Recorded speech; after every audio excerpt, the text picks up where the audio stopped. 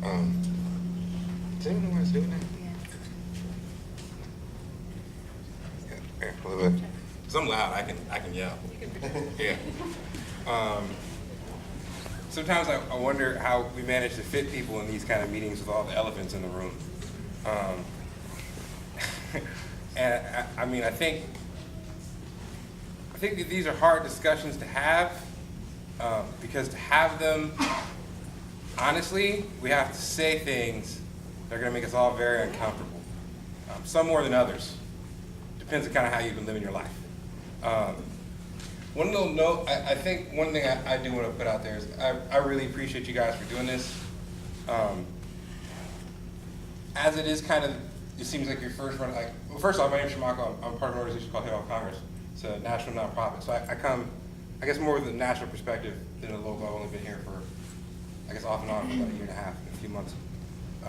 But in these kind of scenarios, I would say that if there's a mother speaking or if there's a youth speaking, eliminate the time limit. Because this exists primarily for them. And even though we want to get the community's voice, generally speaking, heard, rushing them is part of why we're in the situation we're in now.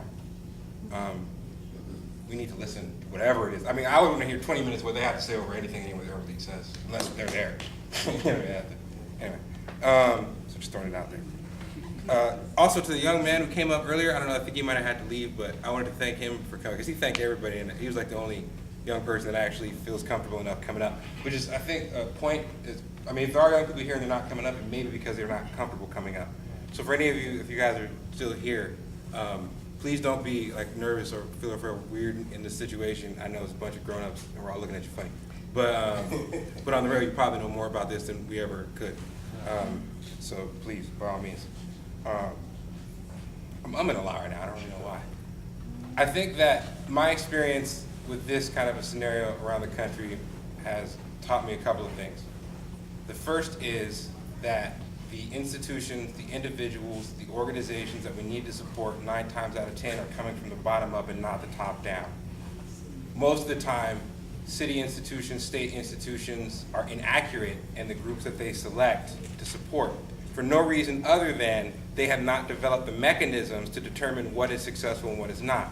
For us to even be having a conversation about what is a metric of success or a measurement of success in the issue should tell you everything you need to know. For that metric exists, it just exists in organizations and in people that aren't running the conversation. And so the first thing is that there has to be a humility on the part of those in power to recognize that they don't know what they're doing. And they shouldn't even really have like any plan whatsoever before like the community has been fully tapped. I think one of the problems that we have in this conversation, this is one of those big elephants in the room. Let's take Washington Mutual, for instance, right? Like 5 years ago, they were great, you know, everything was great, and now they're dead. And this is the reality of our world right now, right? Like, we don't know what the value of a PhD is anymore. Like, we want to believe we do, but how many people are walking around the earth 40, 45, 50 years old? They've lived this whole life. They're like, why am I even living this life? This life isn't even, it's like, our kids are right, kind of, right? Like when they look into the future, they don't see anything because we're living empty lives ourselves. So it's not like they're wrong. I mean, first thing we got to do is give them credit for being smart enough to see that we didn't know what we were doing. And then we're mad at them for pointing out the truth, like our truth, right? Like. So I mean, the first thing is like kind of across the board, we have to recognize we may have to just, in a lot of ways, we have to start from scratch.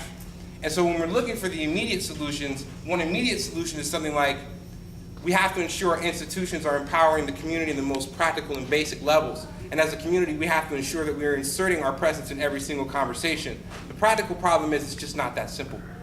The practical problem is that we have an entire structure of organization that has led us to devalue life, and black life in particular, black youth life even more particular. And if we don't recognize that first and foremost, we're just shooting in the dark. We're just sitting here trying to cut leaves off of a tree we don't even see exists. I mean, we have an entire, our king actually brought this up earlier because I was asking him how we were going to approach the issue of what the root of the problem is, and he reminded me that our Constitution stated black people were 3/5 of a person. I'm not trying to harp on slavery or anything. I'm just reminding you guys that we live in a country that said black people were 3/5 of a person. There's no guarantee we erased that yet. True, Obama's president, but you know what? Black kids are still shooting each other, so we're not totally done. I think that It's really gonna come down to being very honest with ourselves. We're gonna have to be honest about our institutions, we're gonna have to be honest about our leaders, we're gonna be honest about our own missteps. And we're gonna have to recognize that a lot of the way we've been doing things is completely wrong. And any marriage to it, just on the basis that we think it's what we're supposed to do, is just impossible.